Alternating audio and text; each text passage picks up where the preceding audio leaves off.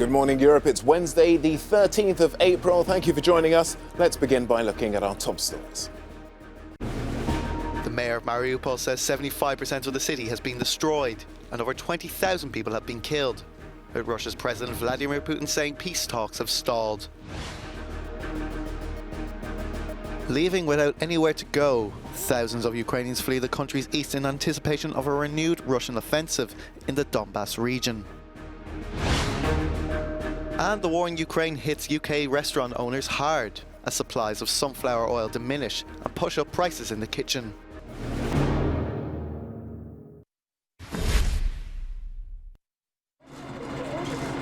Up to 75% of the city of Mariupol is thought to have been destroyed, and around 22,000 civilians may have died in the besieged city, according to its mayor. Thousands have managed to leave. Those who remain are still being shelled. Meanwhile, Putin's troops are getting into position for what will be the battle for Ukraine's eastern Donbass region. Even though peace talks have been continuing via video link, President Vladimir Putin has dismissed them, saying they've stalled. News that Russian oligarch Viktor Medvedchuk, Putin's closest ally in Ukraine, had been captured has prompted President Zelenskyy to propose a prisoner swap. Medvedchuk is leader of Ukraine's opposition Platform for Life party. So, if Medvedchuk chose a military uniform for himself, he falls under the rules of the wartime. I propose to Russia to exchange your guy with our men and women in Russian captivity. That's why it's important that our law enforcement and military agencies consider this possibility as well. Zelenskyy also admitted the impossibility of conducting a full investigation into claims that a poisonous substance may or may not have been dropped on Ukraine troops in Mariupol. Meanwhile, the World Bank is planning financial support to Ukraine worth €1.4 billion to help keep critical services running. The bank said the funds would be used to support the continuation of key government services, including wages for hospital workers, pensions for the elderly, and social programs for vulnerable people.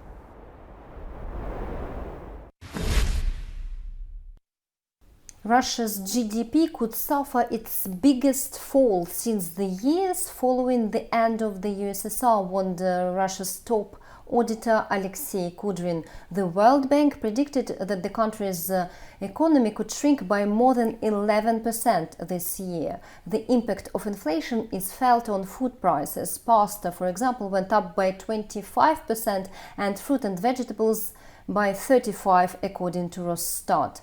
And the State Duma on Monday proposed to order the transfer of businesses of foreign companies that are leaving Russia to the State Development Bank WEB, giving the owners of such firms the option to resume their operations in Russia or sell businesses within 3 months. Meanwhile, state TV shows Russian businessmen, clothes makers, for example, who say that this is the time of opportunities as there are no more popular Western brands to compete with. And this is in fact what the Kremlin says, explaining how sanctions eventually will make Russia as strong as ever. Galina Polonskaya, Euronews from Paris.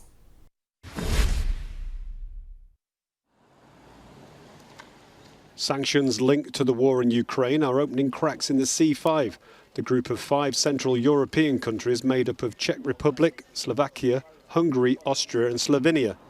The informal meeting of their foreign ministers at a castle near Prague revealed their differences over the possible ban on Russian oil and gas imports. And for the head of Czech diplomacy, this is a priority. During our EU presidency, I would like to progress in the discussion on cutting oil imports from Russia, since Russians' incomes from the trade with EU must be minimized. But for his Hungarian counterpart, this is a red line. We have signed up to all the 5 packages of sanctions so far. We have supported these measures made by the European Union.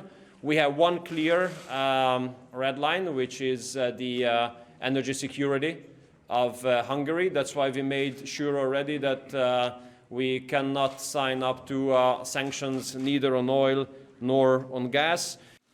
Austria has appealed for pragmatism and to adopt sanctions that affect Russia more than Europe. Slovakia wants to increase military aid to Ukraine, and Slovenia advocates ending European dependence on Russian gas and oil.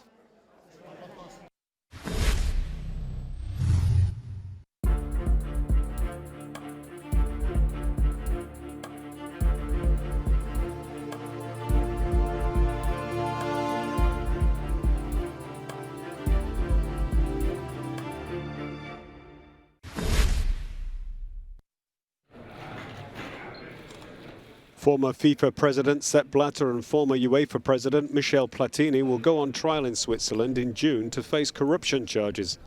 This will be the final hearing in a long-running saga that began in 2011 and stems from a payment made by FIFA to Platini of a sum totalling 2 million Swiss francs. Platini demanded the payment be made over an 8-year period, following the termination of his consultancy services. Blatter was forced to stand down in 2015 and the governing body of world football banned him for 8 years, later reduced to 6. Blatter and Platini are charged with fraud, embezzlement, unfaithful business management and forgery of documents. Both men, who were indicted in November, have previously denied any wrongdoing. If found guilty, they could receive fines or a prison sentence of up to 5 years.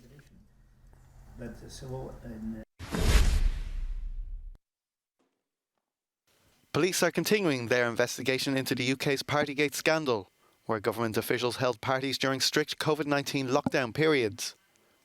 Euronews reporter Vincent McAviney brings us the latest developments from London.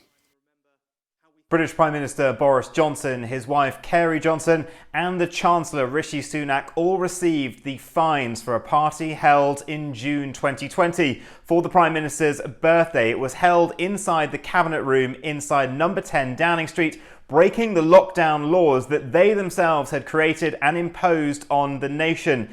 Now, both men have issued apologies unreservedly, saying that what they did was wrong, that they have paid the fines, but there is growing pressure on them now to make amends. The Prime Minister Boris Johnson says he will not be resigning, that there's much work to be getting on with, and his supporters in Parliament say that given the state of affairs at the moment with the war in Ukraine, it is not the time to change the leader. But there are many MPs who have been unhappy with the Prime Minister's flouting of the COVID restrictions over the Partygate affair. Now, that all came to a head about 6-7 weeks ago. A number of them had put in letters calling for a leadership contest. In the weeks since, some of those have been withdrawn.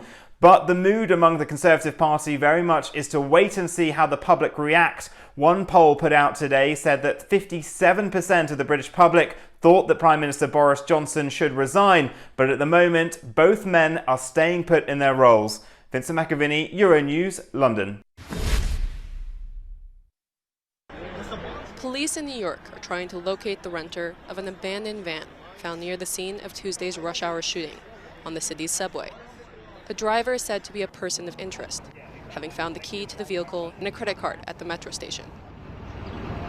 23 people were injured when the suspect detonated 2 smoke grenades and opened fire at Brooklyn's 36th Street station shortly before 8:30 local time. The attacker fled the scene. The last time there was a mass shooting on our subway system, I believe it was 1984. So I don't want to act as if and treat this as a normal experience on our subway. This is a rarity, but one incident like this is one too many.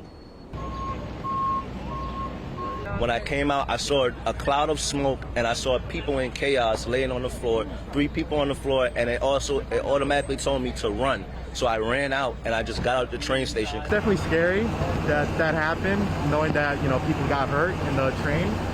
So it was definitely scary. Police found a semi-automatic handgun, a hatchet, and a variety of incendiary devices at the scene. The motivation for the attack is yet unknown. All the victims are expected to survive.